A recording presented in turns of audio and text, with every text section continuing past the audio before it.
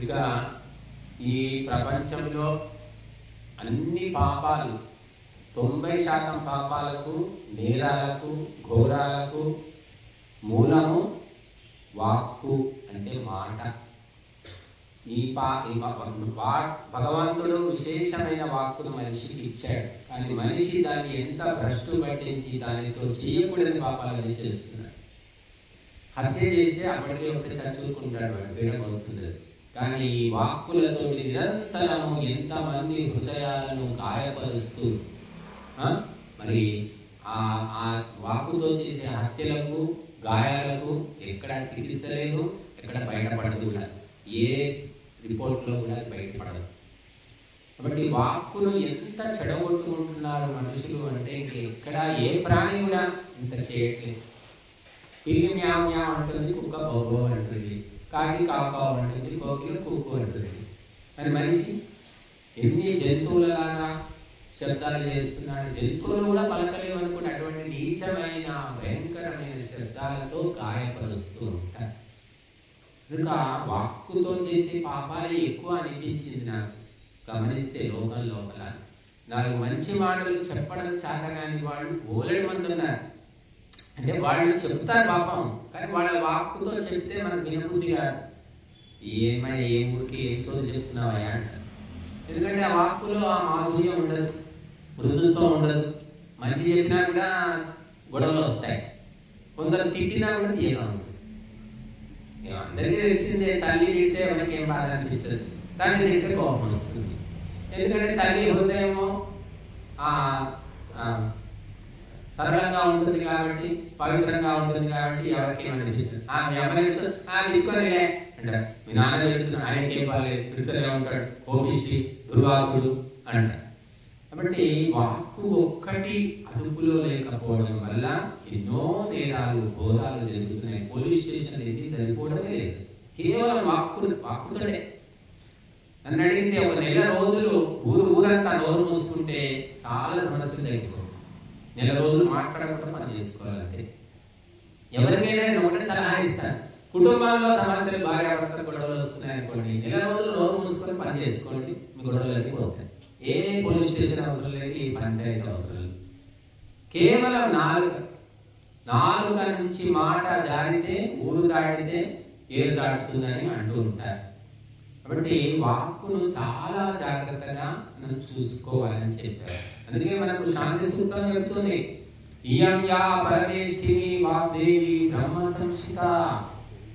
ఈ వాక్కు పరమాత్మ స్థానం బట్టి మనిషికి ఇచ్చాడు. ఈ వాక్కు ఏ ప్రాణికి ఇవ్వలేదు. ఇంత స్పష్టమైన వాక్కు, బ్రహ్మ సంస్థిత, వేద జ్ఞానంతో పదును పెట్టినటువంటి ఈ వాక్కు దూషితమైపోయింది. ఏవ సస్సుజే ఘోరం తయైవ శాంతి వస్తున్నః. ఈ వాక్కుతోటి ఎన్నో ఘోరాలు జరుగుతున్నాయి. మళ్ళీ ఆ ఘోరాలన్నీ ఉపశమించాలంటే ఇదే వాక్కుతోటి. తిట్టేది ఈ వాక్యే, దీవించేది ఈ వాక్యే. ఇదే నోరు కనుక తిడితేనేమో బాధపడుతున్నాడు, తప్పు చేసినప్పటికీ కూడా తిడితే బాధపడతాడు వాడు. అదో విచిత్రమైన. అది తప్పు చేసిన వాడికి ఎలా చెప్పాలో చెప్పాల్సి ఉంటుంది. కొంతమంది మంచి మాటలు చెప్పినప్పుడు అర్థం చేసుకునే వాళ్ళు ఉన్నారు, లేదంగా. కనుక ఈ వాక్కును ఒక్కటి కంట్రోల్లో పెట్టుకుంటే మనిషి చాలా మటుకు సమస్యలు తగ్గిపోతాయి. అతను అందరికీ తలలో నాలుకలాగా ఉండగలుగుతాడు. అందుకే మనకు కర్మేంద్రియాలని చెప్పారు, 5 జ్ఞానేంద్రియాలు, 5 కర్మేంద్రియాలు. అందులో వాక్, పాణి, పాద, పాయు, ఉపస్థలు, 5 కర్మేంద్రియాలు. మొట్టమొదటి కర్మేంద్రియం వాక్కు. కాళ్ళ కంటే, చేతుల కంటే ఇది ఉపస్థ, తర్వాత గుణేంద్రియం, వీటన్నిటికంటే కూడా మొట్టమొదటి స్థానాన్ని వాక్కుకి ఇచ్చారు. ఇక్కడ వాక్కుతోటి ప్రపంచం నడుస్తుంది. సాహిత్యము, ఈ సైన్స్, టెక్నాలజీ అంతా ఒక భాషలోనే కదా ఉంది. వాక్కు అన్న భాషలో ఒకటే.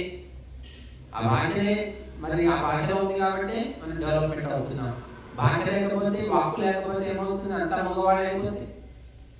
మౌనము మంచిదే, మౌనైనా కలహో నాస్తి అన్నారు. నోరు పోసుకుంటే సమస్యలు పోతాయి. కానీ నోరు పోసుకుంటే సైన్స్ నడుస్తుందా, టెక్నాలజీ నడుస్తుందా, స్కూళ్ళు నడుస్తాయా, కాలేజీలు నడుస్తాయా? చెప్పండి.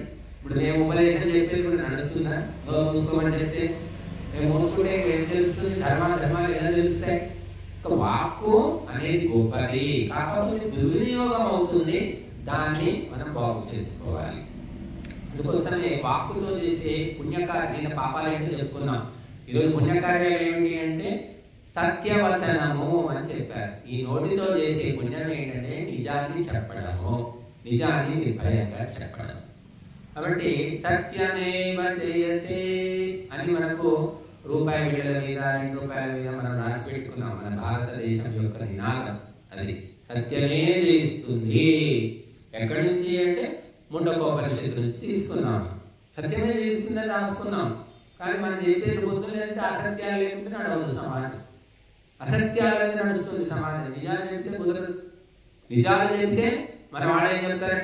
నిజాలు చెప్తే ఏం లాభం అండి? ఆ సత్యహరిశ్చంద్రుడు నిజాలు చెప్తే ఏమైనా అయిందా? ఆయన నిజాల కోసం, సత్యం కోసం ఆయన అడవులు పట్టాల్సి వచ్చింది. నిజం చెప్తే నడవదండి అంటారు. ఇంకా ఆయన ఒకటి బాగా దొరికాడు, సత్యహరిశ్చంద్రుడు. నిజాలు చెప్పకూడదండి, ఆయన జీవితం ఎట్లా అయిపోయింది సత్యహరిశ్చంద్రుడు.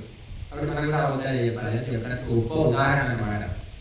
కానీ సత్యముతోటే ఈ సత్యేనోక్త భితా భూమి, ఈ భూమి దేని మీద నిలబడి ఉందయ్యా అంటే సత్యము మీద నిలబడి ఉందట.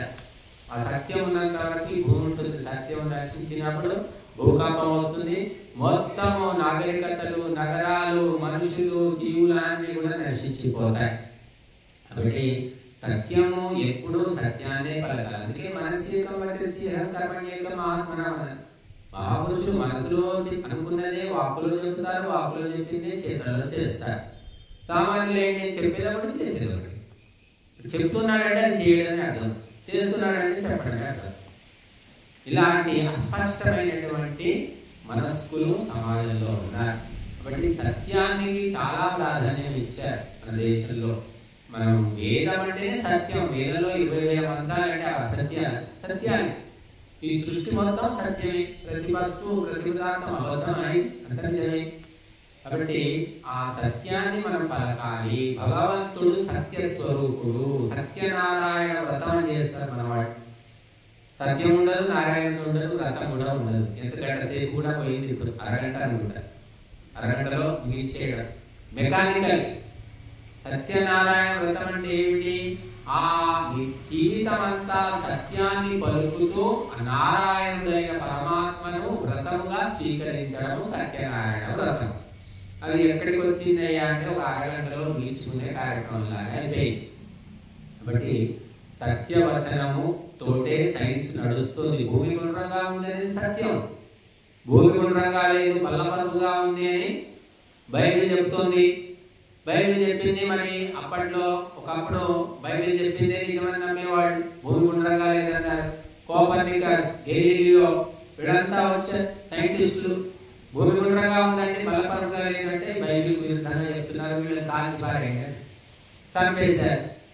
మరి సైంటిస్టులను చంపేశారు. ఎవరు? పోపు. ఆ క్రైస్తవుల యొక్క మత పెద్ద పోపు. వాళ్ళ ఆజ్ఞతోటి వాళ్ళని కారాగారంలో వేశారు, సజీవంగా చంపి పారేశారు. ఎందుకంటే సత్యం చెప్పినందుకు. సత్యం చెప్పగానే మెడలో దండ వేసి ఆరతి ఎవరు ఇవ్వరు. ఇప్పుడైనా కూడా అదే పరిస్థితి అనుకోండి. నిజాలు చెప్తే నీళ్లు పుట్టబట, అబద్ధం చెప్తే అన్నం పుట్టదు అంటుంటారు. కనుక నిజాలు గట్టిగా మాట్లాడితే ఊళ్ళో తరవేయడం వాడిని నిజాలు చెప్తున్నాడు అని అంటారు. కాబట్టి మరి సత్యం చెప్పకూడదా అంటే చెప్పాలి. చెప్పడానికే ఛాయాశక్తులా పని చేయాలి, మనం ప్రయత్నించాలి. కానీ అసత్యాన్ని ఆధారంగా తీసుకుని ఉండాలి. ఒక అబద్ధాన్ని కాపాడడానికి 100 అబద్ధాలు ఆడవలసి ఉంటుంది. ఒక నిజాన్ని కాపాడడానికి 100 అబద్ధాలు ఆడవలసిన అవసరం ఉండదు. ఆడినా కూడా తప్పలేదు. ఒకటి చెప్తుంది, భాగవతంలో ఒక పద్యం ఉంది. ఎప్పుడెప్పుడు అబద్ధం ఆడాలి అని దానికి కూడా ఒక పద్యం రాసి పెట్టారు అన్నమాట. వారిజాక్షులందు వైవాహికములందు ప్రాణవిత్తమాన భంగమందు చకిత గోకులాగ్ర జన్మ రక్షణమందు బొంకవచ్చున గము ఉండడదివా అని చెప్పారు. శుక్రనీతి అంటారు. శుక్రాచార్యులు బలిచక్రవర్తికి చెప్పాడు ఈ పద్యం, ఉపదేశం. అబద్ధాలు చెప్పొచ్చా అంటే, గురువుగారు అంటే చెప్పొచ్చయ్యా, ఇటువంటి పరిస్థితుల్లో అబద్ధాలు చెప్తే తప్పు లేదు అన్నాడు. ఎప్పుడంటే వారిదాక్షులు అంటే మహిళల విషయంలో అబద్ధాలు ఆడొచ్చట. మహిళల రక్షణ కోసం అబద్ధాలు ఆడొచ్చు. వైవాహికములందు పెళ్లి సమయంలో కూడా కొన్ని అబద్ధాలు చెప్తే పెళ్లి ఏదో అంటారు, 100 అబద్ధాలను పెళ్లి చేయాలంటారు కదా. పెళ్లి అయిన తర్వాత ఏముంది, అబద్ధాలు వేయడం అంటే వదిలేసిపోతారా? తప్పదు. కాబట్టి పెళ్లి సమయంలో పెళ్లి కుదర్చడానికి ఏవో చిన్నగా అబద్ధాలు ఆడవచ్చు. ప్రధానమైన అబద్ధాలు చెప్పమని కాదు, లేని ఆస్తులు లేకపోయినా లేవని చెప్పడం, ఇట్లాంటి అబద్ధాలు కాదు, చిన్నవి అవి ఏమైనా ఉంటే ఉండొచ్చు. ప్రాణ విత్తమాన భంగమందు, ప్రాణం పోయే పరిస్థితి వస్తే అబద్ధం ఆడు, తప్పు లేదు, ప్రాణ రక్షణ చేసుకో, అబద్ధం ఆడినా తప్పు లేదని చెప్పారు. విత్తం అంటే డబ్బులు పోయే పరిస్థితి వచ్చి దొంగలు వచ్చారు, ఇంటి మీద పడ్డారు, తాళాలు కొలగొట్టారు, లోపలికి వచ్చేసారు, డబ్బులు ఎక్కడ ఉన్నాయి, తాళం చేయ ఎక్కడ ఉంది అంటే నువ్వు అబద్ధాలు చెప్పొచ్చు. లేవండి ఆమె నిన్ననే బ్యాంకులో వేసాము, ఏదైనా చెప్పుకోవచ్చు, అప్పుడు తప్పు కాదని చెప్పారు.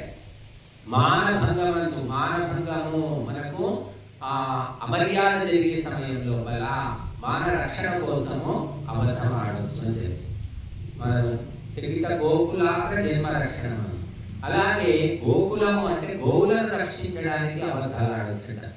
బ్రాహ్మణులను విద్వాంసులను రక్షించే సమయంలో కూడా అబద్ధాలు ఆడవచ్చు, రక్షణ కోసం, అంతవరకు తాత్కాలికం. బొంకవచ్చును, బొంకడం అంటే అబద్ధాలు చెప్పడం. అధము పొందడు, పాపాన్ని పొందడట, పాపము లేదు అని చెప్పారు. ఒక లిస్ట్ ఇచ్చారు. ఇక ఈ లిస్టు అంటే ఈ లిస్టులో లేని కూడా రోజంతా పొద్దున లేవగానే అబద్ధాలే అబద్ధాలు, జీవితమే అబద్ధాలు. ఈ మధ్య చాలా మంది డబ్బు కొట్టుకోవడం అంటే లేని ఆస్తులు ఉన్నట్టుగా, ఉద్యోగం చేయకపోయినా చేస్తున్నట్టుగా ఇంకేదో అబద్ధాలు చెప్తూ ఉన్నారు గొప్పల కోసం. మనం నిజమే అనుకుంటాం, మనం అబద్ధాలు ఆడడం కాబట్టి నిజం అనుకుంటాం. ఎప్పుడో బయటపడుతుంది, ఎవడో వాడు చెప్తాడు, వాడంతా ఊరికే నోటికి వచ్చి చెప్పి వెళ్తాడు, మొత్తం అబద్ధాలు. అబద్ధాలు నిజం అనుకున్నా ఇన్ని రోజులు అని మనం ఆశ్చర్యపోతాం, ఎందుకంటే మనకు అబద్ధాలు తెలియదు కాబట్టి. కాబట్టి సత్యవచనము తోటే ఈ ప్రపంచం నడుస్తుంది. సకల శాస్త్రాలన్నీ కూడా సత్యం మీద ఆధారపడి ఉంటాయి కాబట్టి సత్యమే చెప్పండి. సత్యం వద ధర్మం చర అని చెప్పారు. సత్యాన్ని పలుకు, ధర్మాన్ని ఆచరించు. కాబట్టి వాక్కుతో చేసే పుణ్యం ఏమిటంటే సత్యము చెప్పడము. కానీ ఆ సత్యము కూడా ఇష్టం వచ్చిన సత్యం తెలిసింది నేను చెప్తా అని నిజాలు చెప్తే కూడా కాపురాలు కూలిపోతాయండి, కొంపలు అంటుకుపోతాయి. కొన్ని సత్యాలు నోరు మూసుకొని చూసినా చూడనట్టు, తెలిసినా తెలియనట్టు ఉండడం మంచిది. కనుక సత్యం చెప్పాలి అంటే దానికి దేశకాల పరిస్థితులు చూసుకొని కూడా చెప్పాలి. భర్త విషయం భార్య చెప్పి, భార్య విషయం భర్త చెప్తే ఇద్దరు కలిసి వాటి వాయించి ఉంటారు. ఎందుకు చెప్పాలి, ఏం అవసరం, కాబట్టి గమనించుకోవాలి. అవసరం ఉందా లేదా, చెప్పాలా చెప్పకూడదా అని. ఎలాగైతే డాక్టర్ పేషెంట్ ఆపరేషన్ చేయాలా, ఇంజక్షన్ చేయాలా, టానిక్ ఇవ్వాలా ఆలోచిస్తాడు, అంతే తప్ప దానికి వచ్చిన ప్రతి ఒక్కరిని ఆపరేషన్ చేయండి అన్నాడు. కాబట్టి అది సత్యాన్ని కూడా జాగ్రత్తగా గమనించుకొని చెప్పవలసి ఉంటుంది అన్నారు. తర్వాత ప్రియవచనం అన్నమాట, ప్రియమైనటువంటి మాటలు అంటే ప్రేమతో కూడినటువంటి మాటలు మాట్లాడితే అది కూడా పుణ్యమే అని చెప్పారు. నేను చెప్పుకున్న కఠోర భాషణం పాపం అన్నా. పుణ్యం ఏంటంటే మృదువైన వచనాలు, ప్రేమతో కూడినటువంటి మాటలు. అంటే కొంతమంది పెదాల మీద ప్రేమతో మాట్లాడతారు, అది కూడా ఉందనుకోండి. నిజంగా మనసులో లేకపోయినా వాళ్ళకి అవసరం ఉన్నప్పుడు వచ్చి వదిలి గారు కొంచెం కరివేపాకు ఇస్తారమ్మా, కొంచెం ఇస్తే నేను పప్పుచారు పొయ్యి పెట్టాను, కొంచెం కరివేపాకు కాలిపోతాను అని మాత్రం ఏమి ఇవ్వదు. ఇంట్లో ఇవ్వదు, కానీ ఆ తీగ మాట్లాడేసరికి మర్చిపోతుంది. ఇంతకుముందు నేను అడిగితే ఏమి ఇవ్వలేదు, ఇప్పుడు ఇవ్వాలా అనేది కూడా మర్చిపోయి ఇంత తీగ మాట్లాడి చేసి అంటారు. అయ్యో ఎప్పుడైనా ఏమి ఇవ్వదు, నేను ఎందుకు ఇచ్చాను అనుకుంటుంది. అంటే తీయటి మాటల వల్ల ఏమిటంటే మనసు కరిగిపోతుంది. వీడు ఉంటాడు, పిచ్చగాడు ఉంటాడు, అమ్మా పెట్టమ్మా సరే మన గుండెలో ఏదో దీనికట్టు అనిపిస్తుంది, పాపం ఇంత ఈ దీనికి అడుగుతున్నాడు అని చెప్పేసి ఏదో ఒకటి దానం చేస్తాం మనం. కాబట్టి ప్రియమైన మాటల వల్ల మోసగాళ్ళు చాలా లాభం పొందుతూ ఉంటారు. చూడండి, మోసం చేసేవాళ్ళు చాలా మంచి మాటలు ఉంటాయి వాళ్ళ దగ్గర, మనం గుర్తుపట్టలేదు. అదే మామూలు వ్యవహారం చేసే వ్యక్తుల దగ్గర అంతటి తీయటి మాటలు వాళ్ళు ఏ కట్టిగా మొహం మీద వేస్తుందండి, మొహం మీద మాట్లాడతారు అని పేరు. మొహం మీద మాట్లాడుతూ నిజమే కదా, నిజమైనప్పటికీ కూడా అబద్ధమైన తీయగా మాట్లాడితే అందరూ ఇష్టపడతారు. నిజాలైనా సరే మొహం మీద చెప్తే ఎవరు ఇష్టపడరు. కాబట్టి మోసగాళ్ళు ఎందుకు ఎక్కడ చూసినా మోసగాళ్ళ వ్యవహారం నడుస్తుంది అంటే జనం మరి అదే ఇష్టపడతారు. ఈ ఊళ్ళో 1 కోటి మంది ₹1 కోటి వేసుకుని పోయాట వాడు చిట్టీలు అని చెప్పేసి. ఎందుకంటే వాడి మాటలు, వాడి చేష్టలు. ముఖం పద్మదళాకారం వాణి చందన శీతల హృదయం కర్తరి తుల్యం త్రివిధం ధూత లక్షణం అని చెప్పారు. ధూర్తుడు అంటే మోసగాడి లక్షణం ఏమిటంటే ముఖం ఎలా ఉంటుందంటే చంద్రబింబం లాగా పద్మపత్రం లాగా ఉంటుందట. వాణి చందన శీతల మాటలు మాట్లాడితే చందనం రుద్దినట్టు తీయగా ఉంటాయి, చల్లగా ఉంటాయి. హృదయం ఎలా ఉంటుందంటే కత్తుల భూమిలాగా ఉంటుందట. హృదయం ఎవరు చూస్తాం తెలుస్తున్నారు. మాటలతోనే పోతా పడిపోతారు, లక్షలు వేలు ఇచ్చేస్తారు. భర్తలైనప్పుడు భార్యలు లేకపోతే తల్లులు అందరూ ఇచ్చేస్తే వాడు తీసుకొని హృదయం పడిపోతాడు. కాబట్టి ఆ తీయటి మాటలతోటి ఎన్ని రకాల పాపాలు నేరాలు జరగాలు జరుగుతూ ఉన్నాయి. కాబట్టి మంచి కోసం వాడితే తప్పు లేదు. చెడ్డవాళ్లే వాడి తమ చెడు పనులు నెరవేర్చుకోగలిగినప్పుడు మంచి వాళ్ళు మంచి మాటలు మాట్లాడితే ఇంకా మంచిది. కాబట్టి మనం ఎప్పుడు ప్రియవచనాలు పలకాలంట, అప్రియ వచనాలు పలకకూడదు. దానివల్ల మంచి జరుగుతుంది, ఎదుటి వ్యక్తికి కూడా మంచి ప్రభావం పడుతుంది. తర్వాత హితవచనములు అన్నారు. హితవచనములు అంటే శాస్త్రాలలో చెప్పినటువంటి మాటలు హితవచనాలు. హితవచనాలను ప్రియవచనాలతో చెప్పారు. మద్యపానం చేయకూడదు అనేది హితవచనం. మద్యపానం చేస్తే తాయి దస్తవా నీకు క్యాన్సర్ వస్తుంది అన్నాను అనుకోండి, బాధపడి అరే నేను కష్టపడి సంపాదించుకొని నేను తాగితే ఇప్పుడు క్యాన్సర్ వస్తుందని అందుతున్నాడు అనే ఫీలింగ్ వస్తుంది. కాబట్టి అప్పుడే ఎలా చెప్పాలంటే ప్రియవచనాలతో చెప్పాలి. హితవచనాన్ని కూడా ప్రియవచనంగా చెప్పాలి, అంతేగాని కఠినంగా చెప్పకూడదు. అందుకే హితవచనం కూడా పుణ్యమే అని చెప్పారు. హితవచనాలు చెప్పేవాళ్ళు ఎవరు లేదు. నాకెందుకు వాడు గురితే మునిగాడు ఏమైనా కానీ నేను చెప్పాలి అనుకుంటారు. బట్ హితవచనం చెప్పడానికి కూడా అర్హత కావాలి. విద్వాంసులు పండితులు ఎప్పుడూ కూడా హితవచనాలు ప్రియవచనాలే చెప్తుంటారు. వాళ్ళు గతం నుంచి వాళ్ళకి రాదు. కాబట్టి హితవచనాలతోటి దుర్యోధనుడికి ధృతరాష్ట్రుడు ఎన్నో చెప్పాడు. ఆ ధృతరాష్ట్రుడికి దుర్యోధనుడు విదురనీతి గొప్ప హితవచనాలు చెప్పాడు. ఏమెక్కింది ఏమి ఎక్కలేదు. ఆ పుస్తకం మాత్రం మిగిలింది. ధృతరాష్ట్రుడు వినలేదు, కానీ ఆ ధృతరాష్ట్రుడు వినటువంటి ఆ హితవచనాలని విదురనీతి రూపంలో మనకు ఇప్పుడు అందుబాటులో ఉన్నాయి. బట్ హితవచనాలు చెప్పగానే అందరూ కూడా వింటారని లేదు. వాడి కర్మ వాడి సంస్కారాన్ని బట్టి వాడు వింటాడు. కాబట్టి హితవచనం కూడా ఒక పుణ్యకార్యం అని చెప్పారు. ఇప్పుడు మేము ఉపదేశాలు చేస్తున్నామంటే ఇదంతా హితవచనాలే, మా సొంత కబుర్లు ఏం లేవు. ఇక్కడ వేద శాస్త్రాలు చెప్పినటువంటి మాటలు చెప్పడం అన్నమాట. తర్వాత నాలుగవది ఏమిటి? నాలుకతో చేసే మంచి పని అంటే స్వాధ్యాయము అని చెప్పారు. స్వాధ్యాయం అంటే వేదాలు, శాస్త్రాలు, ఉపనిషత్తులు వీటిని వల్ల వేసుకోవడము, లేకపోతే ఓంకార జపము, గాయత్రి జపము చేసుకోవడము. ఇది స్వాధ్యాయం కింద వస్తుంది. దీనివల్ల కూడా పుణ్యాన్ని సంపాదించుకోవచ్చు. కాబట్టి స్వాధ్యాయము ఎప్పుడు కూడా మర్చిపోకూడదని చెప్పారు. స్వాధ్యాయ ప్రవచనాభ్యాం అనగా స్వాధ్యాయము మర్చిపోవద్దు, ప్రవచనం కూడా మర్చిపోవద్దు. రోజు చదివినది ప్రజలకు తెలియజేయి. రెండు పనులు జరుగుతూ ఉంటాయి. వండి పెట్టుకుంటే సరిపోదు, వండింది వడ్డించాలి కూడా, అప్పుడే అది సార్థకం అవుతుంది. విద్వాంసులు శాస్త్రాలను చదివి వాటి యొక్క సారాన్ని ప్రజలకు ఉపదేశ రూపంలో అందించాలి. ఈ రెండు పనులు నిరంతరము బ్రాహ్మణుడు చేస్తూ ఉండాలి. అందుకే అధ్యయనం తపః అన్నాడు. ఈ స్వాధ్యాయం అనేది తపస్సట.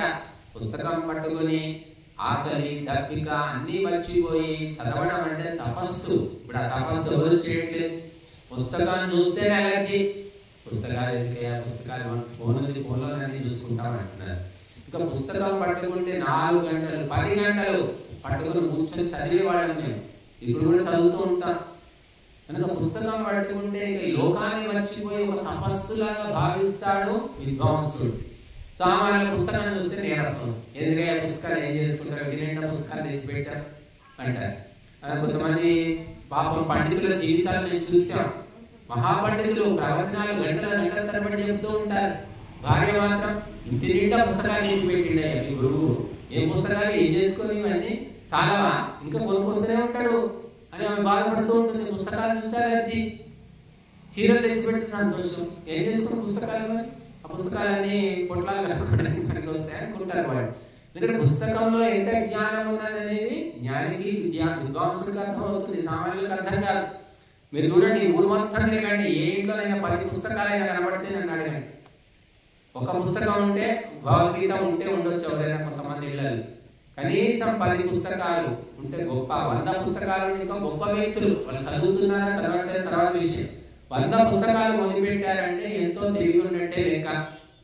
అది ఎవరు లేరు, పుస్తకాలు కొనేవాళ్ళు లేరు, తెచ్చి కొనుక్కొచ్చి తీసుకొచ్చి ఇస్తే కూడా తీసుకొని సంతోషించేవాళ్ళు. ఎందుకే పుస్తకం, మేము అప్పుడప్పుడు మా రాసిన పుస్తకాలు మేమేమో మా అమ్మ వస్తుంది అమ్మకాలు పెట్టుకోవాలి. ఎవరైనా యోగులు అనిపించి ఎవరైనా తెలిసిన వాళ్ళు ఏం చూస్తాను ఈ పుస్తకాలు మరి ఇంకా చదవాలి, మీరు చదవండి, మీరు చదువుకున్న వాళ్ళే ఏం చదువుతాం స్వామికి అని చెప్పి వచ్చిన ఇంకేం చదువుతాం అంటారు. అట్లా పుస్తకాలు ఇద్దామన్నా కూడా 1-4 సార్లు ఆలోచించవలసి వస్తున్నది. ఎందుకంటే పుస్తకాన్ని ఎవరు తీసుకుని మీరే ఏ వస్తువు ఇవ్వండి, ఎగబడతారు జనం. స్వామిజీ బట్టలు పంచుతున్నాడంట, లేకపోతే పండ్లు పంచుతున్నాడు, లేకపోతే ఇంకా డబ్బులు పంచుతున్నాడు.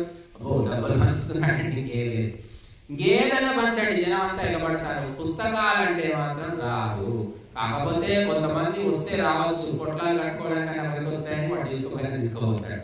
అట్లా వాళ్ళు ఉన్నారు. కనుక పుస్తక దానం గొప్పది, జ్ఞానదానం గొప్పది. కనుక ఆ పుస్తకాలు మరి స్వాధ్యాయము చేసే వాళ్ళకి పుస్తకాల యొక్క విలువ తెలుస్తుంది, స్వాధ్యాయం చేయని వాళ్ళకు తెలియదు. ఒకప్పుడు రోజు పేపర్ చదివేవాడు, ఇప్పుడు పేపర్ ఎవరు చదవట్లేదు. అవి ఛానల్స్, న్యూస్ ఛానల్స్ అని ఉన్నాయి, ఆ టీవీ పెట్టుకుంటే న్యూస్ ఛానల్ చూసుకుంటూ కూర్చుంటారు. లేకపోతే అందరూ పేపర్ చదివేవాడు, లేకపోతే ఆ సెల్ ఫోన్ నొక్కితే అందులో న్యూస్ వస్తుంది. అంటే వినడం లేదా చూడడం, చదవడం అనేది లేదు. కాబట్టి చదవడం కూడా తపస్సు అని చెప్పారు. కనుక ఈ వాక్కుతో చేసే పుణ్యకార్యము స్వాధ్యాయము. అందుకే ఎట్టి పరిస్థితుల్లో కూడా స్వాధ్యాయం వదిలిపెట్టకూడదు. గురువు లేకున్నా పర్వాలేదు, ఉపదేశం లేకున్నా పర్వాలేదు, ఎవరు మనకు సరైన మార్గదర్శకులు దొరకపోయినా నష్టం లేదు. పుస్తకాన్ని పట్టుకుంటే ఆ పుస్తకం చదువుతూ చదువుతూ మనం ఎంతో గొప్పవాళ్ళం కావచ్చు. ఆయన అథర్వవేదానికి భాష్యం రాశాడు క్షేమకరంగా త్రివేది. ఆయన పోస్ట్ మాస్టర్ గా పనిచేసేవాడు. పోస్ట్ మాస్టర్ అయిపోయింది, 60 ఏళ్ళు రిటైర్ అయ్యాడు. ఇంట్లో కూర్చున్నాడు. ఏం చేస్తాడు ఇంట్లో కూర్చొని? ఇప్పుడైతేనేమో ఇంట్లో కూర్చొని ఊరికి పెళ్లికి పోదామా, పెరగడానికి పోదామా, ఈ చుట్టాల దగ్గరికి పోదామా తిరుగుతా ఉన్నారు, ఇచ్చిపెట్టాడు. కానీ ఆయన అలా చేయలేదు. ఆయన ఏం చేశాడు? ఇంట్లో కూర్చొని ఏదో చదువుకుందామని మెరుగా పుస్తకాలు చదవడం మొదలు పెట్టాడు, సమయం వ్యర్థం చేయకుండా. అలాగే సంస్కృతం స్వయంగా చదువుకున్నాడు ఆయన. పుస్తకాలు ఉంటాయి, 1వ నెంబర్ పుస్తకం, 2వ నెంబర్, 3వ నెంబర్ అని వరుసగా. ఆ సంస్కృత అధ్యయన దీపిక, సంస్కృత స్వయం శిక్ష, అటువంటి పుస్తకాలు తీసి చదువుతూ సంస్కృతాన్ని చేసుకున్నాడు. నేర్చుకోవడమే కాకుండా నిష్ణాతుడై అథర్వవేదానికి భాష్యం రాశాడు. ఇంట్లో కూర్చొని ఏ గురువు లేడు, ఎవడు లేడు. అంటే స్వాధ్యాయం వల్ల ఎంత శక్తి వస్తుందో చూడండి. బట్ చదువుతూ ఉండాలి మనం. స్వాధ్యాయాదిష్ట దేవత సంప్రయోగ అని చెప్పారు. స్వాధ్యాయం వల్ల ఇష్టదేవత కూడా మనకు ప్రత్యక్షం అవుతుంది అని చెప్పారు. కనుక తప్పకుండా ప్రతి ఒక్కరు రోజు ఒక పేజీన చదవాలి. చదవడం చాలకపోతే వినాలి. పోని ఆ వీడియో ఉంది, ఆ ఫోన్లో పెట్టుకుని వినొచ్చు. శ్రవణం కూడా మంచిదే. పఠనము శ్రవణం రెండింటి ద్వారా మనిషి బుద్ధి శుద్ధి అవుతుంది, ముందుకు వెళతాడు. ఈ రెండు వదిలిపెట్టేసి దృశ్యాన్ని నమ్ముకుంటే నాశనం అయిపోతాడు. కాబట్టి మనం చూడడం తగ్గించుకొని వినడము, చదవడం, ఈ 2 పనులు పెట్టుకుంటే జీవితంలో బాగుపడతాము. కాబట్టి వాక్కుతో చేసేటటువంటి 4 పుణ్యాలు: సత్యవచనము, హితవచనము, ప్రియవచనము, స్వాధ్యాయము. కాబట్టి మీరు ఏమి లేదమ్మా, ఎప్పుడైనా సరే 4 మంచి మాటలు చెప్పడానికి ప్రయత్నం చేయండి. మీరు పుణ్యం మూట కట్టుకున్నట్టే. వాళ్ళు ఎటువంటి పరిస్థితుల్లో ఎక్కడికి పోయినా సరే అప్రియమైన మాటలు చెప్పకూడదు. కుంటివాడిని కుంటివాడ అంటే బాధపడతారు. ఎందుకంటే అవసరమా? ఎట్లాగో వాడు కుంటివాడు అయ్యే ఉన్నాడు, వాడు మళ్ళీ కుంటోడా అనడం ఎందుకు? అవసరం లేదు. కనుక గమనించుకొని జాగ్రత్తగా మాట్లాడితే అనేక కార్యాలు సానుకూలం అవుతాయి. ఇంకా అడ్డగోలుగా మాట్లాడితే ఉన్న మంచి పనులు కూడా చెడిపోతాయి. అందుకే కొంతమంది ఏం చేస్తారు, పెళ్లి సంబంధం ఆయన విలువయ్యా సుబ్బారావు పెళ్లికి మేము పెళ్లి సంబంధాలకు వెళ్తున్నాము, పెళ్లి చూడలేదు, సుబ్బారావు వస్తే బాగుంటుంది. ఎందుకంటే సుబ్బారావు వస్తే అక్కడ పరిస్థితిని బట్టి మాట్లాడతాడు, వ్యవహారాన్ని చక్కదిద్దుతాడు. ఇంకొన్ని చోట్ల కొంతమంది పోతే అప్పు పుడుతుంది, ఎందుకంటే వాడి మాట తీరుని బట్టి అప్పు పుడుతుంది. వాడిని తీసుకోకుండా మీకు అప్పు ఇవ్వని వాడు కూడా అప్పు ఇస్తాడు, అప్పు పుడుతుంది అంటారు. కొంతమంది పోతే అయ్యప్పని వెళ్ళిపోతుంది, దానికి ఎందుకు తీసుకొచ్చిందయ్యా ఉందని పిలవడానికి, ఊరంతా తెలుసు నీకు తెలియదు అయ్యా ఆయన కాలు పెట్టాడంటే పనే కాదు అసలు అంటారు. ఇట్లాంటిది ఊళ్ళలో చాలా ప్రచారం అయిపోతూ ఉంటుంది. కాబట్టి మంచి మాటలతోటి కొంచెం ఆలస్యమైనా సరే, 1-4 సార్లు చెప్పండి మంచి మాటలు, కానీ మంచి మాటలు చెప్పడమే మనం నేర్చుకోవాలి. చెడ్డ మాటల జోలికి పోకూడదు. అప్పుడే మరి జీవితంలో సుఖశాంతులతో ఉంటాము. మన రాకడను కూడా ఇష్టపడతారు. చాలా మంచిగా మాట్లాడతాడండి ఆయన పిలవండి అంటారు. ఇది నోరు తెలిసి ఏ మాట్లాడుతాడు ఏమైనా తలతోకలేదు. నేను చెప్పుకున్నాను కదా, పాపం అంటే అసంబద్ధ ప్రలాపం, అది కూడా పాపం అని చెప్పుకున్నాం. అలాగా నోరు మూసు, అందుకే మౌనం. ఎవరైతే విద్య లేదో తెలివి లేదో వాళ్ళు నోరు మూసుకుంటే వాళ్ళకి చాలా విలువ ఉంటుందట. కానీ విద్యావంతుడు నోరు మూసుకుంటే మాత్రం ప్రపంచం తగలబడిపోతుంది. ఇప్పుడు విద్యావంతులు ఎప్పుడు మాట్లాడుతూనే ఉండాలి, చెప్తూనే ఉండాలి.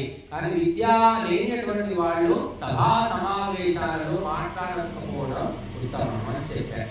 కాబట్టి మనము వాక్కు ద్వారా ఎంతో పుణ్యాన్ని మూటగట్టుకోగలుగుతాము. ఆ వాక్కు, అందుకే మనం యజ్ఞం చేసేటప్పుడు మొట్టమొదటి ఏం చెప్తాం, అంగస్పర్శలో వామ ఆసేస్తూ అంటాం. మొట్టమొదటి నోరు కంట్రోల్లో పెట్టుకో, యజ్ఞశాలలో మాట్లాడడానికి వీలేదు అని చెప్తున్నాం. అక్కడ యజ్ఞశాలలో ఏం మాట్లాడాలో అదే మాట్లాడాలి, ఎవరు మాట్లాడాలో వాళ్ళే మాట్లాడాలి. అందుకోసమే వామ ఆసేస్తూ, నా వాక్కు నా నోటిలో ఉండాలి, నా అదుపులో ఉండాలి అని శాసిస్తున్నాం. అందరం ముచ్చట చెప్పుకుంటూ కూర్చుంటే యజ్ఞం అవుతుందా? అందుకే మొట్టమొదటి నోరు కంట్రోల్ చేసుకో అని అందరం చెప్తున్నాం. కనుక వాక్కు అదుపులో ఉంటే గొప్ప గొప్ప కార్యాలు సాధ్యమవుతాయి. మహర్షులకు వాక్కులు అదుపులో ఉండేవి కాబట్టి వాళ్ళు ఒక మాట అంటే జరిగిపోయేది. శాపము అన్న ఆశీర్వాదం, శాపం ఉన్నాయా? జరుగుతాయి, జరుగుతాయి. ఎవరైతే అనవసరంగా మాట్లాడరో, సత్యం తప్ప మరొకటి పలకరో, వాళ్ళు ఏదంటే అది జరిగిపోతుందని చెప్తున్నాయి శాస్త్రాలు. వాళ్ళు పోరా నాశనం అయిపోతావనంటే నాశనం అయిపోతుంది, నువ్వు బాగుపడతావని 100 రోజులు బతుకుతారు. అటువంటి శక్తి వాళ్ళ వాక్కులో ఉంటుంది. ఎందుకంటే వాక్కులు పవిత్రంగా ఉంచుకుంటారు. కొంతమంది అంటారు ఆడపిల్లలు ఏడిపించకండి, ఆడవాళ్ళ మాట, ఆడబిడ్డ కోపం వచ్చిందంటే ఏదైనా మాట అంటే అది అనిష్టం అంటారు. నిజమే అది. ఆ ఆడబిడ్డ బుద్ధిమంతురాలు, సంస్కారవంతురాలు అయ్యి ఆమె అనవసరంగా ఆమెను పీడిస్తే, హింసిస్తే ఆమె ఒక మాట అంటే జరిగిపోతుంది. జరుగుతుంది, తప్పకుండా జరుగుతుంది. కాబట్టి ముఖ్యంగా మహిళల నోట ఒక మాట వస్తే మాత్రం తప్పకుండా జరుగుతుంది. ఎవరైతే ఒక పద్ధతిగా సంస్కారవంతంగా ఉంటారో వాళ్ళ కోపం రాదు, వచ్చిందంటే మాత్రం జరిగి తీరుతుంది.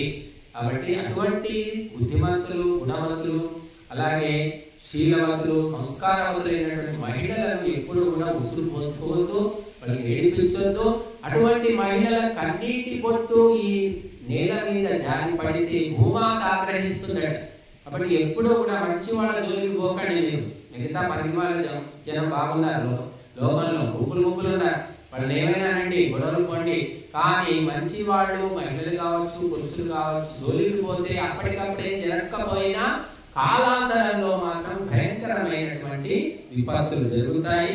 కాబట్టి ఎందుకంటే వాళ్ళేమన్నారు పాపం, వాళ్ళు ఏమన్నారు, వాళ్ళు ఏం చెయ్యరు. కానీ ప్రకృతి దానికి తప్పకుండా ప్రతీకారం తీర్చుకుంటుంది. కాబట్టి మనం వాక్కును అదుపులో పెట్టుకోవడం వల్ల అనేక సమస్యలు దూరం అవుతాయి, అనేకులు మిత్రులు అవుతారు, శత్రువులు కూడా మిత్రులు అవుతారట.